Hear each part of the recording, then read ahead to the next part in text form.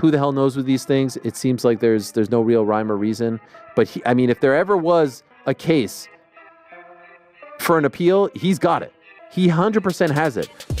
He's also, unfortunately, probably been robbed of millions of dollars, because if he wins that fight, the rematch is even bigger. Now, to his point, there's a rematch clause that Gervonta... Sure, but I actually understand why the New York State Athletic Commission did not want to overturn the result. Basically, they're saying that rounds 10, 11, and 12, they don't know how Gervonta Davis and even Lamont Roach would have adjusted to their fighting strategies and all that if a knockdown had been scored. Obviously, that changes the trajectory of the fight when you have a point. Tank stepped into the ring against Lamont Roach expecting another dominant performance, but instead, he walked away with more controversy than victory. Since then, Tank has faced a wave of backlash, with fans insisting he should have lost. However, the controversy doesn't stop there. With ongoing legal troubles looming over him, there's a possibility that Tank may be forced to leave the sport sooner than expected. They upheld the draw, but they said the referee should have counted as a knockdown. So they said it was a knockdown, but they wasn't going to change the decision. To be fair, this outcome isn't entirely surprising. Tank had already predicted that 2025 would be his final year in boxing, only now it might not be by choice. From the start of the fight, Tank's confidence was on full display. He outright told Roach, "You're not going to win," as if the outcome had already been decided. But when the fight went the full distance, it became clear that things had not played out as he envisioned. That's exactly what has brought all the heat to his corner. How they go off of Gervonta Davis taking a knee and then going midway, Steve Willis, doing the 4 count and then stops it. That was crazy. And then they allow it, and then they call it a draw, and then they say they try to overturn it, but they can't overturn it. It's already done. The gig is up. And then they keep it a draw, but they change the rules. If I'm a boxer, if I get dropped, I'm gonna tell the ref to stop. Yeah. Tank did it. Yeah. Hey, stop. No. Yeah, you got to finish that count. Yeah. When Floyd got hurt, he hurt his hand, and one of his hands he touched. He didn't even. I don't even think he touched the canvas, but they started right away, giving him the 8 count. Yeah. Give him a 10 count at least. He beat it. But this is my problem with today's sport of boxing, is that everyone's changing their sanctioning rules, and they make them, and they create them. But the judges ruled the fight a draw, and while Davis might have been content to leave it at that, Roach's team had other ideas. Almost immediately, Roach's camp pushed for the result to be overturned, arguing that their fighter had done more than enough to secure the win. However, after reviewing the case, the commission ultimately decided that the draw would stand. That ruling should have put the matter to rest, but Roach's team wasn't ready to let it go. Instead, they shifted their focus to a different argument, one that could have serious consequences for Davis. Midway through the fight, Tank did something that had fans, analysts, and now the commission raising their eyebrows. After taking a knee, he called for a towel, essentially signaling for a timeout, something that is strictly against boxing rules. Quick rinse, back in. Don't throw anything into the ring. You need my attention for anything, go through the inspections. Okay. Just another fight. Just another fight. No need to get too deep about it. All right, just another fight.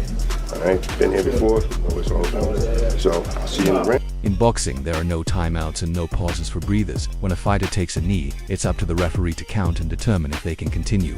This is another key reason for the legal scrutiny now surrounding Tank. According to Lamont Roach's lawyers, Tank did something that should never happen in the ring and was never held accountable for it. To them, this highlights a major flaw in the sport where top fighters receive preferential treatment to maintain their popularity. Their argument is simple. Tank should face the consequences of his actions, even if it means revoking his boxing license. Question, that should have been an 8 count. The ref is a very professional ref. He's one of the best in the world, but he made a big mistake right there. He helped the star, and when you know who the star is and who you're protecting, you still have to be fair, man. You still have to be fair because Roach walked away with the draw, but he should have been champion right now. And even though they already promised him a rematch, they already told him, I'm pretty sure they already told him how much he's gonna make in the rematch. He's still not a champion right now, and he should have. Sometimes fighters prefer being a world champion than getting that big purse, because being a world champion is something special to them. And even though Roach is already a world champion at 130, but moving up to being a two division champion, beating somebody like Tank is huge for him, for his career, for his family, for his trainer, for everybody. I think that should have been a knockdown. If there's anyone fueling this controversy further, it's Ryan Garcia. never one to stay silent on boxing scandals. Garcia weighed in during an appearance on the Ring Champs with a K and Barrick podcast. He did not hold back, criticizing Davis for his performance against Roach and questioning the legitimacy of the result. Tank did what he usually does, give away rounds. Lamont always had an answer for everything, Garcia said. Anytime Tank even tried to pick up the pace, Roach had a response. I felt like he boxed perfectly. For Garcia, the real issue wasn't just the scoring, it was the way Tank fought. He believed Davis lacked aggression and that Roach had figured him out, making it a fight that should have had a different outcome. When I'm not sharp here, anything can happen. Yo, Ryan, what do you think about the knockdown? The knockdown with Tank? That was a knockdown, without a doubt. You can't spin it no other way. It's too clear. And I think the commission needs to do something about it because it can give me an incentive, anytime I'm not feeling good in a fight, take a knee. Well, they said and that's not a shot at Tank. I respect Tank and I like Tank a lot. But more importantly, Garcia called on the commission to take action over the knee incident. I thought Lamont won. He continued. And I think the commission needs to do something about that knee, because if they don't, then we're all going to think we can take a knee whenever we want. They have to act. I mean, they did something about me. They need to do something about others too. Rules are rules, right? With the controversy growing, Lamont Roach Jr. also spoke out, though his approach was more measured.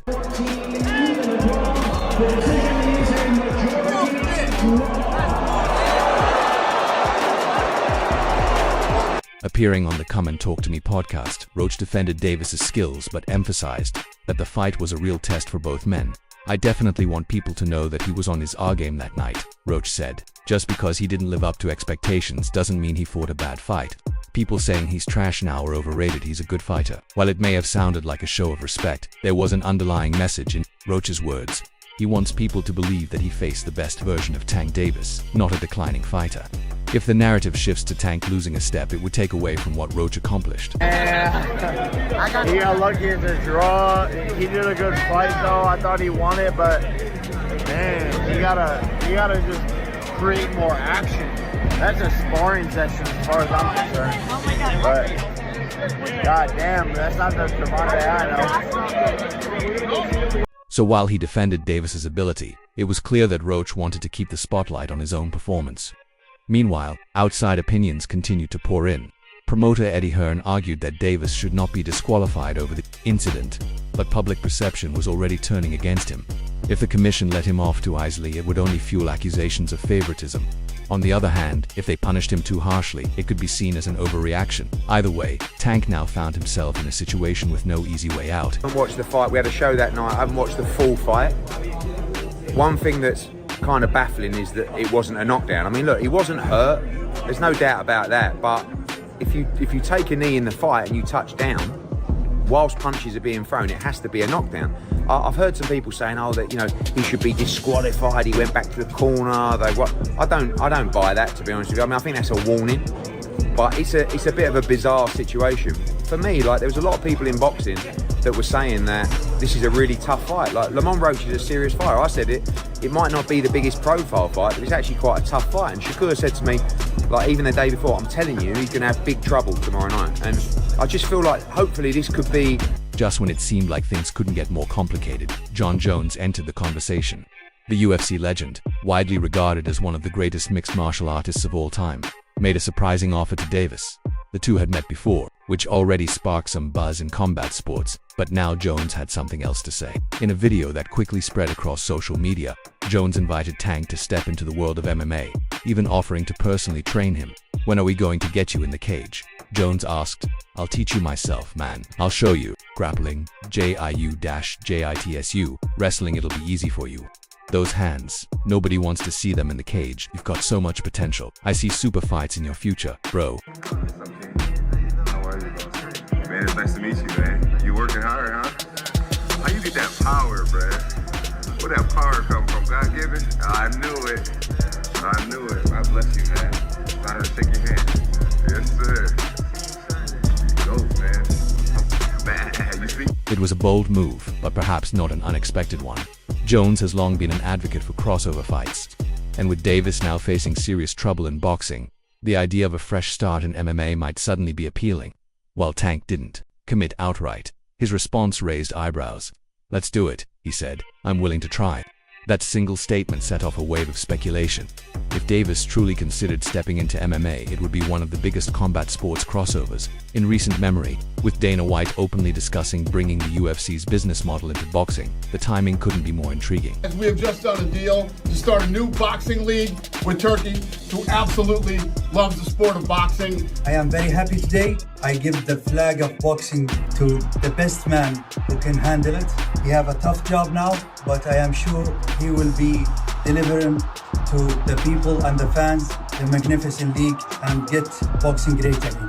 The model is proven to deliver the fights that the fans want to see. The best will fight the best, and the fighters will continue to move up the rankings and become world champions. We will continue to make announcements on where you can watch and all the rest of the... However, the biggest reason Tank isn't out of boxing yet is the fights lined up for him. First and foremost, the rematch with Roach isn't just an idea, it's a necessity. If the referee had ruled Davis's knee a knockdown, Lamont Roach Jr. would have walked away with a career-defining victory. But that didn't happen, and now, the only way to settle things is by running it back. This was already mandatory in the case of a draw or a loss for Tank. Boxing fan, that the fact that I do watch him fight, you know what I'm saying? Like, I really like boxing. Are you open to immediate rematch? In my contract, immediate rematch was signed. I signed for the immediate rematch when I signed for the first fight. Right. Just in case he lost or just in case it was a draw. So when you got a rematch... According to reports, both camps are on board, with a potential date set for June 21st in Las Vegas. The fact that it's happening this soon speaks volumes about the demand for clarity. There's no belt dispute here, no mandatory obligations, an unshakable need for a definitive ending. But what makes this rematch even more intriguing is how the perception of Davis has shifted since their first encounter. Before their fight, Roach Jr. was seen as an overachieving underdog. Now, many believe he should have already beaten Davis, and that changes everything. Fighters who prove they can hang with the best often return in rematches with even more confidence, and that's exactly what Roach is banking on. This time, he won't have to fight for respect, he's already earned it. Now, he just needs to close the show. Tank won the rematch. Do you let me know now? Do you want to fight Tank again? He said he open to do a rematch. Do you want to fight Tank 100%. again? It's only a matter of time. We're gonna fight. We're gonna fight again. It's just whenever the fight gonna happen. So it's gonna happen. It's gonna happen. Okay. They say they want it in New York again. Do you want to fight again in the Barclays Center? I wouldn't mind, but I'd love for it to be in DC. Meanwhile, Davis is in an unfamiliar position. He's no longer the clear favorite. His performance against Roach Jr. raised legitimate concerns about whether his best days are behind him. And even among his supporters, doubt is creeping in. The idea that Davis could be slowing down isn't just coming from fans, it's spreading among fighters too. Undefeated prospect Julian Gonzalez, who initially expected Davis to dominate, has changed his stance. I think I had Lamont Roach, I'm not going to lie, Gonzalez admitted, but I wasn't mad at the draw. I'm rocking with Lamont though. It's hard. Lamont surprised me a lot, so I'm with Lamont, and we can understand why. Lamont Roach is now already a threat to Tank. Tank knows it too, and maybe that's why he was hesitant to talk about the rematch. I'm not sure, bro. I'm definitely not sure, but hopefully we can get it before. It probably won't be this year. Is that the one you want next? It's definitely the one I want next, but it's not gonna be next. You might see it in a minute. And Gonzalez isn't alone. Many in the boxing world who once viewed Davis as a near-invincible force now see cracks in his armor. The aura of invincibility that made him so feared is beginning to fade, and Roach Jr. has positioned himself as the fighter capable of breaking it completely. But the real question is, how will Davis respond? If he truly felt that Roach Jr. was never on his level, this should be the perfect opportunity to prove it. If he's still the same knockout artist who made his name by dismantling opponents, then the rematch should be his to win. But if Roach Jr. is as good as he showed the first time, if he really has Davis figured out, then this fight might be the one that confirms what many are starting to believe, that Tank is no longer the same fighter he once was. Honestly, I thought I should have won without that being counted a knockdown. Look, I ain't the ref. I ain't really, you know what I'm saying? Like, if he had to wipe sweat out his eye, he had to wipe sweat out his eye. But the rules do state, if you voluntarily take a knee, then that's an automatic hit. But it is what it is. I wasn't relying on that. I was relying on what I was doing in there. I think I was Lamont Roach Jr. has not been letting up, and neither are the fans. The controversy from his fight against Tank Davis refuses to die down, and Roach is making sure it stays front and center. While the official result was a majority draw, Roach has spent the past few weeks making it clear he believes he won, and he's not backing off that stance. Since the fight, Roach has been everywhere, appearing on major podcasts, engaging with the media, and keeping the pressure on both Davis and the Boxing Commission. Every interview, every post, and every comment has been designed to fuel the conversation. But this week, he took things a step further, going straight at Tank's fan base with a viral post that stirred up even more debate.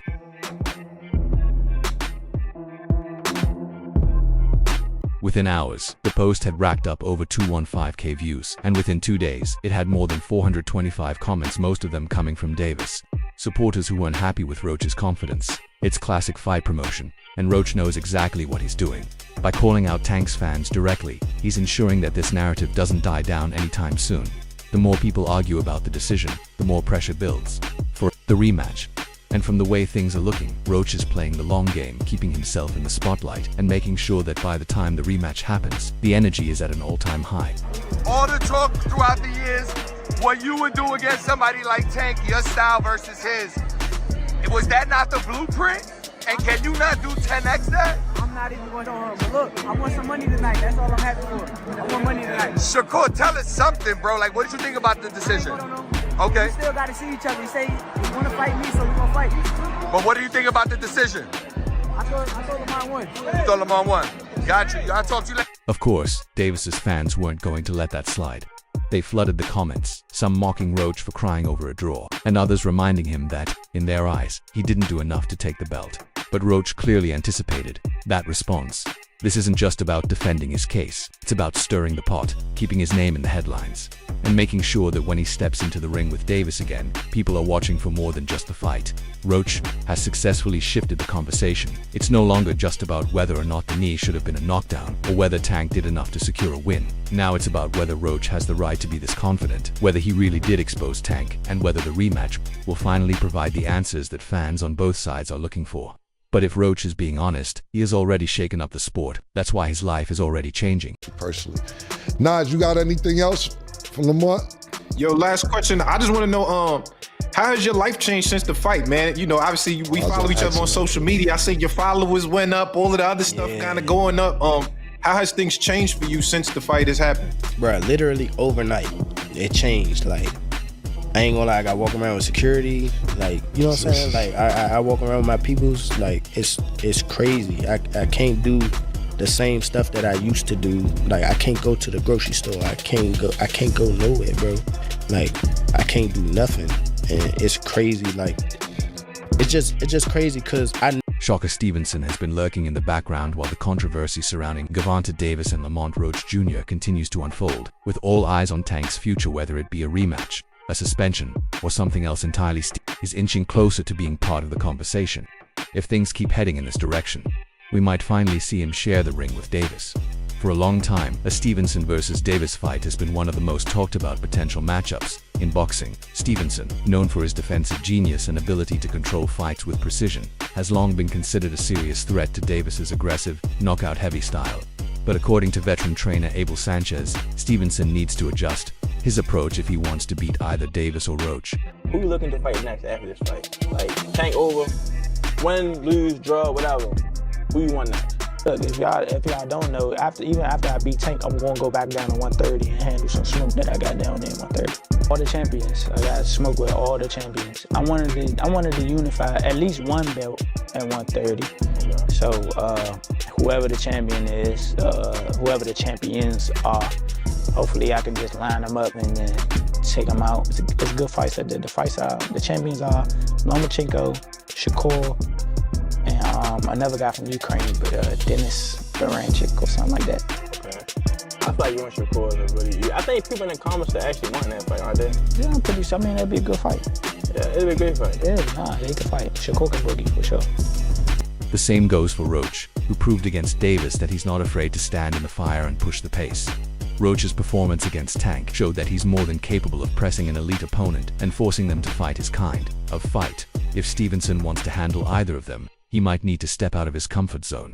That's exactly what Sanchez is getting at when he says Shaka has to be a little more forceful, I think, to deal with these guys. I don't think that his approach can stay the way it is now and be able to deal with a Lamont or with a Gervonta. If Tank won't fight the rematch, what happens with him and Shakur? How do you see that fight Stevenson happening? has a reputation as being the best defender in the division. He is a feared fighter because of that particular quality. If I'm Tank Davis and I'm coming off a disappointment in terms of my offensive output, I'm not going straight to the best defender in the division. I'm looking for some other fight, and I think the logical fight for him is a rematch with Lamont Roach. Let's see it again. Let's see if Roach can go ahead and capitalize on what he showed here tonight, which is he was a much better fighter at 135 pounds than most of us expected him to be. Okay, who do you lean towards in Gervonta versus Shakur if that does happen? Who are you favoring? Based on what I saw tonight? But if Stevenson does make those adjustments, the fight becomes even more intriguing. Unlike Roach, Stevenson wouldn't need to take the fight to Davis in the same way. He has the reach, reflexes, and ring IQ to neutralize Davis's explosiveness. If he's willing to step up the activity and make sure he's not just edging rounds but clearly winning them, then he could prove to be the toughest challenge for Davis yet. What's going through your mind when you heard the decision? Nobody like a draw, you know, from a guy that get knockouts and things like that, but it's cool. I feel like if we fight again, I could do more, and I should have did more. I was lost in I lost track in the rounds. As things stand, Stevenson has his next fight lined up, but the conversation is shifting. The Roach-Davis rematch is a possibility, but if Tank gets suspended or if negotiations fall apart, Stevenson could be next in line. And if that happens, he'll have a chance to prove whether his style can truly shut down Davis or if he'll need to take more risks to claim his biggest win yet.